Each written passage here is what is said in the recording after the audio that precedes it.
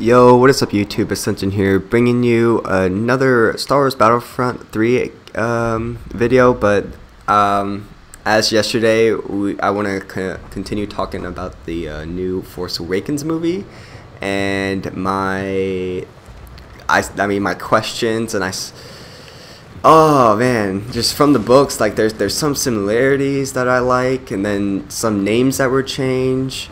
But overall, my impression of it, I loved it. It was great. It was set up like episode 4. It was like watching that all over again.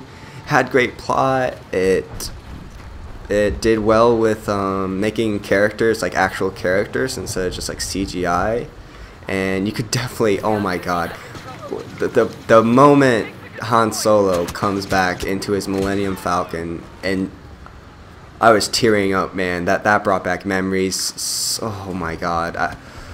And the Star Killer base bringing out like sun energy. What is that? Like holy crap! Like twice? No, not even twice. It was like 10 times the size of the Death Star. Ooh, boys. But I mean, of course, every movie's not perfect, and I still have some questions. This, of course, is going to people who actually watched it, and towards the end, we see Rey finds Luke, and I mean, this might be an easy question for some, but I mean, it's still a question to be answered. But is Rey going to become Luke's apprentice? Because we don't really see any other Jedi. We see like Kylo Ren killing a whole bunch when Rey picks up the lightsaber, and it's like almost like a Sith artifact where it brings her darkness and cold. But I mean, that's still a legit question. And then continuing with Rey, who are her parents? Like, why is she so strong in the Force? Were her parents like Jedi survivors of the Great Purge, or what? I don't know. I just kind of want some more background. And like, we see their ship leaving her on Jakku, and that's all we're left with. And then what is her relationship with Chewie going to be like? Like, of course, Han says that Chewie really likes her, but still, I mean, with Han dying, like, it's still got to be somewhat shaky and kind of awkward. And plus, who knows how much longer that Chewie has left. Like, he probably, as a Wookiee, they do live longer than humans, at least what we think in the books. But I still wonder through that. And then switching to another character, Leia.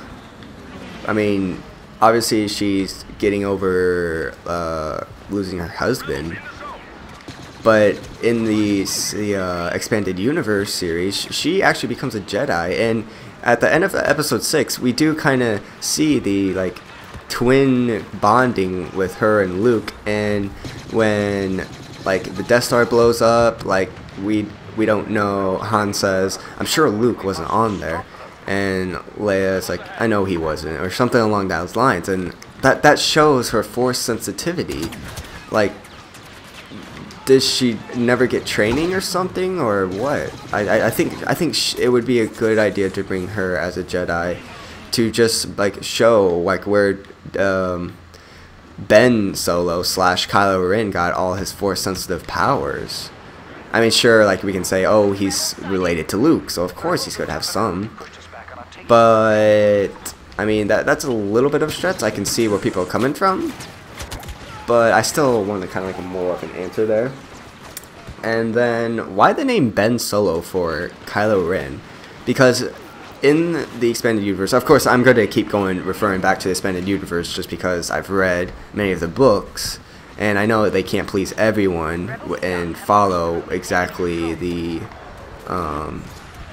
story of the huge universe that the expanded universe is. But I mean, I am glad that they kept the name Ben. That did please me. But as an evildoer, I don't know, because in the original, Leia and Han have Jaina and Jason and Anakin Solo. Jaina and Jason are twins, and Jason does fall to the dark side and become Darth Caedus, which this movie kind of does follow, but just with some twist there with the Ren era and the different name. And then if Luke doesn't get to use the name Ben, does he not have a son or any wife? Like, where's Mara Jade as well? I mean, Luke's been gone for this period amount of time. Like, we don't see like what exactly planet he is on. We hear, or we see a map, but we don't know like what the name is exactly, and I want to know what planet he is on. I'm trying to like locate it on the old map, but in the movie it looked like the map that they used was more circular instead of like one-sided, that what we're used to. And then moving on to the planets and solar systems that the Starkiller base destroyed. Which ones were those? Because it showed entire solar systems getting blown up, obviously, because that's what the Starkiller base does. But really, it only showed one planet that like we saw like what was on there, and there's like huge cities, kind of looking like Coruscant-ish buildings, but if they're out in the outer rim, that's quite a stretch and the very long distance for the Starkiller base weapon to attack from. And I just don't believe Coruscant being hit that hard or being destroyed. But they do say we will destroy the Republic, which supports the Rebel Alliance, which I'll get into a little bit after this question. But if it was Coruscant, that's the center of the universe gone right there, and I just don't see that happening. I mean, of course, if Disney says whatever, I'll deal with it, but I just want to be seen, because I'm pretty sure that it was just a solar system that supported the Rebel Alliance or was part of the Republic. That's as far as I think it is. And then with the Republic and Rebellion both being mentioned, in the books, it seems like they're more put together, but in this movie, I kind of got the feel that the Rebel Alliance was kind of just a fraction off of the Republic. So does the Republic just like fund or support this Rebel Alliance and doesn't actually help them? Or are they two different things? And then if they're two different things, then that could mean the First Order is just one fraction of the Empire that was dissipated. Like there could be a Second Order, or like another group of Sith that take over Stormtrooper armies. And then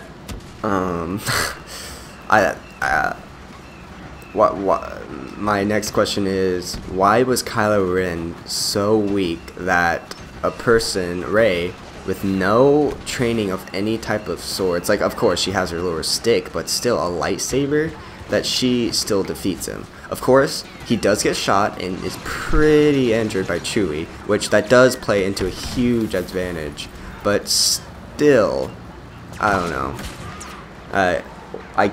It does help that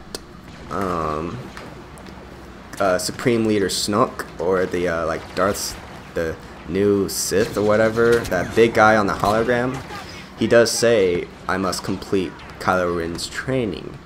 So that does help to me that Kylo Ren is still sort of apprentice, sort of like half apprentice kind of thing, like his training isn't complete, and it's probably that Supreme Snoke doesn't want to make him powerful enough so that he wouldn't be a problem for Snoke to deal with. So I just don't get why a Solo was that weak. I mean, look at his force powers. He can paralyze laser bullets and people, just like Darth Malgus can do. He can interrogate, which many Force users can do, but he does pretty well. Like, is he going to become a Sith Inquisitor? Because if that does make some sense, since His force power seemed to be way better than his swordsmanship, so that could make sense. And then just a little question: why does C-3PO have that red arm? Oh, like, of course he can get ripped apart at any time, but why red? Why can't they just put back a gold arm? I just don't get the point of that. I don't know if like there was a special mission that he needed that arm on, or if it means that he's of the rebellion or something. I don't know. I don't really know. And then my last question is, what is Finn's role in things in the next movie? Because we just see him being unconscious. He doesn't leave with Rey to go find Luke Skywalker. He's just unconscious, and then Rey pretty much friend-zoned him, which is another question. Did he completely get friend-zoned there, or is there still hope for him to, like, him and Rey still become girlfriend, boyfriend, or what have you? There's just so many questions that they left, which I enjoy, because it just makes me want to watch this new movie coming next year. And I just can't imagine what more there's going to be. Kylo Ren's going to become more powerful. Supreme Snoke. If Supreme Snoke is just another name for Darth Plagueis, who was Darth Sidious's master before he quote-unquote got killed, that would be so good, because in the expanded universe, Darth Plagueis does come back. So, what the? Well, I don't know how I missed that shot. I am live playing right now, but yeah. If you guys found this video interesting, please like it. If you have any comments, maybe answers to my questions or theories, I do enjoy talking about Star Wars, and I want to talk what you guys think.